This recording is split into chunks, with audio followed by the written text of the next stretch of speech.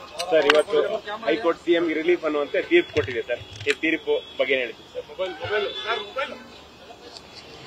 ಮುಖ್ಯಮಂತ್ರಿಗಳು ಮತ್ತು ನಾವೆಲ್ಲ ಕಾನೂನನ್ನು ಗೌರವಿಸುವಂಥವ್ರು. ಅಷ್ಟಕ್ಕೂ ಪ್ರಾರಂಭದಿಂದ ನಾವು ಈ ಮೂಡ ಕೇಸನ್ನ ರಾಜಕೀಕರಣಗೊಳಿಸಿದ ವಿರುದ್ಧವಾಗಿ ನಮ್ಮ ಧ್ವನಿ ಇತ್ತು. ಒಂದು ತನಿಖೆ ಆದೇಶ ಮಾಡಿದಾಗ ಅದನ್ನು ಕೂಡ ನಾವು ಗೌರವಿಸಿದ್ವಿ. ತನಿಖೆಗೆ ಆದೇಶ ಮಾಡ್ತಾ high court because we are law binding citizen and we respect law. ಮತ್ತು ಈಗ ಹೈಕೋರ್ಟು ಎಲ್ಲ ವಿಷಯಗಳನ್ನು ಪರಾಮರ್ಶಿಸಿ ಸಿಬಿಐ ತನಿಖೆ ಕೋರಿಕೆಯನ್ನು ವಜಾಗೊಳಿಸಿದೆ. ಸೊ ಅದು ಕಾನೂನು ತೆಗೆದುಕೊಂಡಿದ್ದ ತೀರ್ಮಾನವನ್ನು ನಮಗೆ ವಿರುದ್ಧವಾಗಿದ್ದವು ನಾವು ಗೌರವಿಸಿದ್ವಿ. ಈಗಲೂ ಕೂಡ ಗೌರವಿಸ್ತೀವಿ. ಅದ್ರ ಬಗ್ಗೆ ನಂಬಿಕೆ ಇದೆ.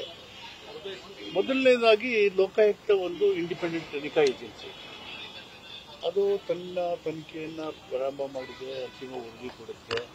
ಅದರ ಬಗ್ಗೆ ನಮ್ಮ ತಕರಾರಿಲ್ಲ, ಅದನ್ನು ಕೂಡ ನಾವು ಗೌರವಿಸ್ತೀವಿ. ಹೀಗಾಗಿ ನಾವು ಯಾವುದೇ ವಿಷಯವನ್ನು ರಾಜಕೀಕರಣಗೊಳಿಸಿ ಒಬ್ಬ ರಾಜ್ಯದ ಅತ್ಯಂತ ಉನ್ನತ ಸ್ಥಾನದಲ್ಲಿರ್ತಕ್ಕಂಥ ಮುಖ್ಯಮಂತ್ರಿಗಳನ್ನು ಅವರ ವ್ಯಕ್ತಿ ಮತ್ತು ಘನತೆಯನ್ನು ಹಾಳು ಮಾಡಿ ಚಾರಿತ್ರ್ಯಹರಣ ಮಾಡ್ತಕ್ಕಂಥ, ಮುಖಕ್ಕೆ ಬಳಸ್ತಕ್ಕಂಥ ರಾಜಕೀಯ ಉದ್ದೇಶಗಳನ್ನು ವಿರೋಧ ಮಾಡ್ತಾರೆ. ಕಾನೂನನ್ನು ಗೌರವಿಸ್ತಾರೆ.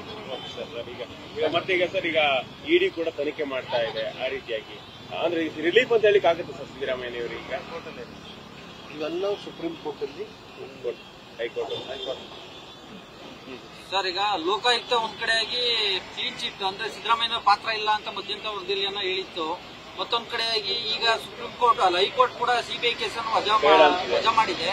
ಸಿದ್ದರಾಮಯ್ಯನವರು 5 ವರ್ಷ ಮುಂದುವರಿಯೋದಕ್ಕೆ ಇದೊಂದು ರೀತಿ ಬೂಸ್ಟ್ ಕೊಡ್ತಾ ಅಂತ.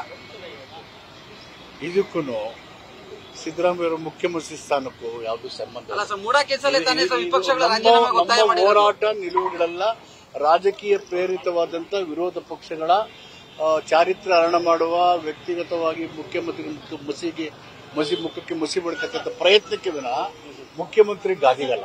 ತೀರ್ಪಿನ ವಿರುದ್ಧ ಸುಪ್ರೀಂ ಕೋರ್ಟ್ಗೆ ಹೋಗ್ತೀನಿ ಅಂತೇಳಿ ಅವರು ಹೇಳ್ತಿದ್ದಾರೆ.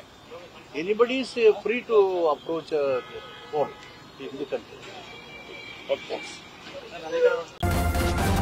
ನ್ಯೂಸ್ ಫಸ್ಟ್ ನಿರ್ಭೀತಿಯಿಂದ ನಿಮ್ಮ ಪರವಾಗಿ.